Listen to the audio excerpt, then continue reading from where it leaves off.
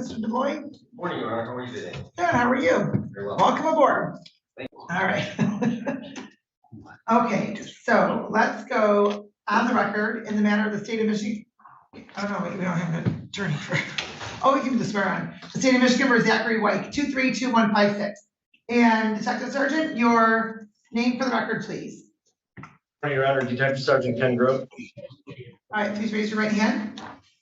Do you solemnly swear for the testimony about to give this matter to be the truth, the whole truth, and nothing but the truth? Yes, ma'am. All right, thank you. And you may proceed on the warrant. Saturday, September 30th, 2023, approximately 17:52 hours, Wyandotte officers were dispatched to 3447 16th Street in the city of Wyandotte. The caller, Taryn White, stated her ex-boyfriend or ex-husband pulled a knife on her and her sister-in-law and made threats to kill her. Officers arrived and spoke with Taryn, who stated her ex-husband, Mr. Zachary White, was sitting next door to her sister-in-law's house, blaring music. When she exited the house with her sister-in-law, Samantha exited the house. Mr. White exited his vehicle and brandished a large knife from his waistband and started waving it walking up the driveway towards them. Tara stated Zach was yelling at her and waving the knife in the air. Tara told officers that Zach White has texted her threats that he was going to kill her, and she is in fear that she is going to be harmed. Tara stated she was married to Zach for 6 years. They divorced. The divorce was final in February of this year, and they have 2 children together. Taryn stated that Zach has a drinking problem and makes threats to harm her when he is drunk. Tara showed officers and emailed copies of text messages from Zach to her, where Zach is threatening to kill her and put her under the ground. Officers spoke with Samantha, who stated the same as Tara, and she also stated Zach White pulled a large knife from the waistband and yelling at Tara and the kids while waving it in the air. Officer spoke with Jeremiah, who is Zach's brother, who is Samantha's husband, and he stated he heard the loud music, walked to the front of his house, and he saw his brother Zach exit the vehicle, approach Samantha and Tara and the kids, pulled a large knife from his waistband, holding it in the air and yelling he was going to end her and put her under the ground. Officer Barwig and Sadowski located Zachary at his residence and arrested him. They were not able to enter the house to recover the knife. Zachary was given a preliminary breath test at the police station with a result of 0.15 blood alcohol content. The text message Tara sent to the police department from Zach stated he is going to kill her. He is out for blood. He will kill her new boyfriend. She does not know what he's capable of. He will pistol whip the fuck out of her face. And if he decides to let her live, and he told her she could run, but she couldn't hide. But that won't save her life. He does have a prior domestic conviction out of Wyandotte, May 31st of 2022. It looks like the arrest was 12/30 of 20. All right, thank you. All right. I thought the name was familiar. Not examination completing witness that finding the offense is charged or committed, there's probable cause to believe the defendant committed those offenses. And so, Detective Sergeant, I'm just waiting for counsel to jump in here, and then we can complete the arraignment. Sounds good, Your Honor. Let's go off the record for a moment. Here, let's see where he's at, please. So, oh, there he is. Okay. All right, we're going to go back on the record in the matter of the state of Michigan versus Zachary White, 232156. And appearance, counsel. Good morning, Judge. Attorney Corey Westmoreland appearing on behalf of Zachary Wick. Okay. And Mr. Wick, your name, please. Zachary White. Okay. And counsel. At this time, Judge, we are prepared to waive a formal reading. My client stands mute. All right, the court will waive the formal reading. Sir, you do have the right to have an attorney. If you cannot afford an attorney, the court will appoint one to represent you. And in fact, you had an opportunity to speak with an attorney today, correct? Correct. Mr. White? Okay. All right, and I'm going to sign the order for court appointed attorney once you have it filled out. But never mind, it is filled out, it's right in front of me. All right, I have signed that. And sir, you also understand you have the right to be presumed innocent until proven guilty beyond a reasonable doubt. You have the right to have a trial by a judge or by a jury. You also have the right to remain silent. Anything you say orally or in writing may be used against you in court. Do you understand those rights, sir? Yes. Okay.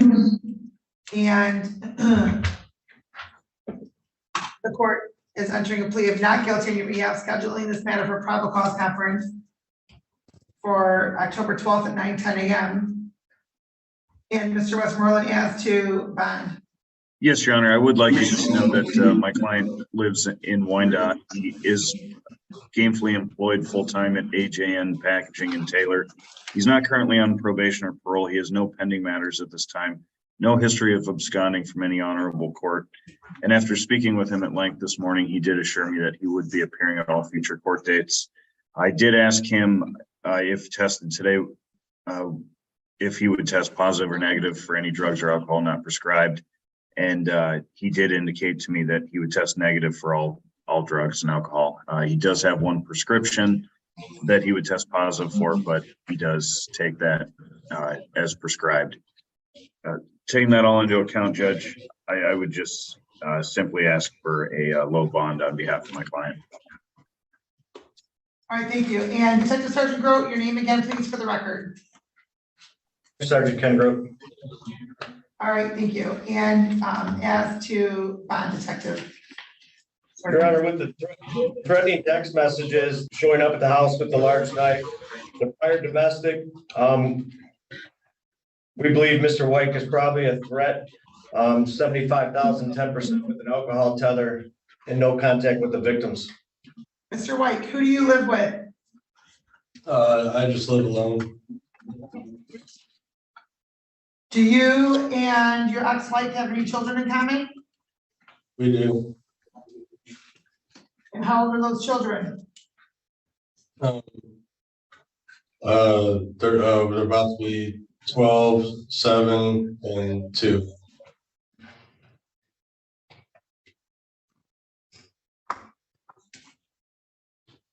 And where do they reside? My eldest stays with my brother, and my other 2 stay with their mom. Due to past arguments, we did arrange a third party to meet with the kids, so that way we have visitations with the kids still through a third party.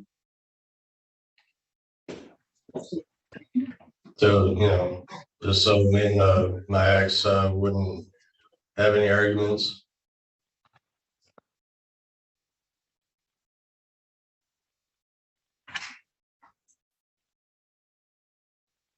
And were the children at the home? On the date of this alleged offense? They weren't, no, they were not at my house. Were they at your ex-wife's house? It was at my nephew's birthday party. The kids were not present during the incident. Your Honor, our report reads that she was putting the kids in the car when this took place.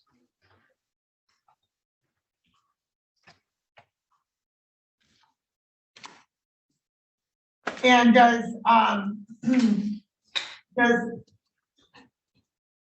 Mr. White's ex-wife, she resides at the home where the incident is alleged to have occurred, correct? No, Your Honor, she lives in Monroe. Oh, okay. That's why I was confusing myself.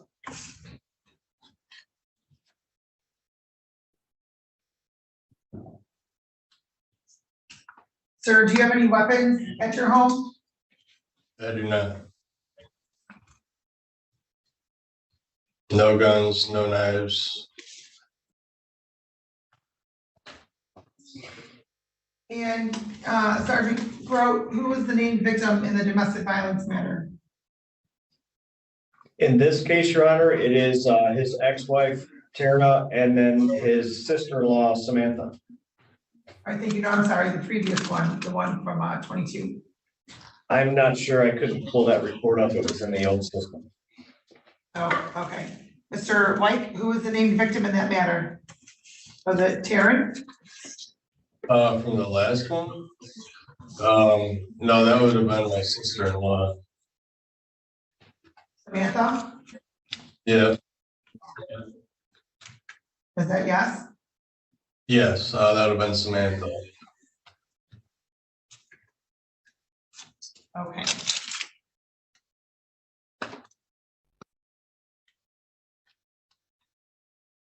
Based upon the allegations in this complaint. Well, hold on. Sir, July of 22 in Southgate. Who was the named victim in that matter? Oh, that would have been my brother. Will that be Samantha's husband? Yeah. Yes, Your Honor. Yes? Yes, Your Honor. All right, the court will note that the defendant has two prior assaultive incidents.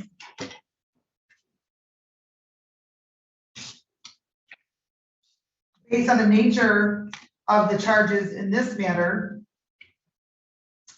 as well as what seems to be police contact with his own brother, his brother's wife, who is named as a victim in this matter as well. And based upon the threatening nature of the charges and the allegations therein, the court is going to indicate a $100,000 10% bond. In the event you post bond, sir, here are your bond conditions. Please listen carefully. If you do not understand something or you need me to repeat myself, please ask. You are not to have any contact with the complaining witnesses, Taryn White or Samantha White. That's phone contact, text message, email, social media, third party, anything of the like. Is that understood, sir? Correct, understood. All right. Is there currently a parenting time order? I'm sorry? Is there currently a parenting time order? I'm supposed to have them on weekends. I've been working on weekends. So it's just kind of hearsay right now. Hearsay? Sir, here's what I'm trying to find out. When is the last time that you had parenting time with your children?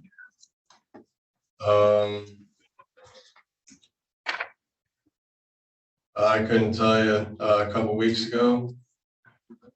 Okay. Well, I'm not going to make any exception for you to effectuate any parenting time with the children at this point. I'm not going to negate a judgment or a court order from the Third Circuit Court or the First Circuit Court, whichever county your judgment divorce was finalized in. However, you cannot have contact with Ms. White, not even to effectuate any parenting time. I have some serious concerns for the safety of a lot of your family members, and so I'm not going to permit you any contact to effectuate parenting time. You haven't exercised parenting time in the last couple of weeks, so it's going to also not occur this weekend. You're not to enter the premises at the home on 16th, nor at the victim's home in Monroe. Which Detective Sergeant Grote, if you have the address for that, if you can please provide that to Ms. Shaw in probation. We still have Ms. White's address on 16th. We just need to be able to have that to enter into the lien. You're not to purchase or possess any alcohol or drugs that are not prescribed. You're not to have any access to any firearms or any possession for any firearms and or any other weapons or ammunition. You're required to obtain a GPS tether. So you will have a restricted area. If you enter that area, you will be arrested. There will be a zone, an exclusion zone. Any questions? Your Honor, what about the alcohol tether? It appears he has some issues with alcohol. Alcohol tether also. Thank you, Your Honor. Anything else? Not this time, Your Honor. I just have a question. Is this state charges, Your Honor, or is Yes. it city? Okay, just because if it was city. I would- Okay, please put your appearance on the record, counsel. Good morning, Your Honor. Billy Joe Taylor, P number 82278. Just wanted to verify these are state charges in that city. The defendant in this matter was my client through the family court case. Oh, okay, well, so, Mr. White, your attorney on your, is it Third Circuit Court? It's first circuit. First Circuit in Monroe, okay, Your Honor.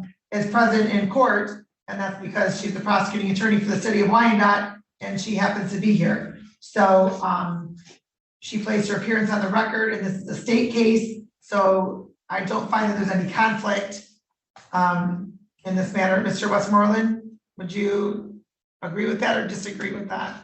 I agree, Your Honor. Okay, Thank you, Judge. all right, thank you. Okay, anything else? No, Your Honor. All right, thank you.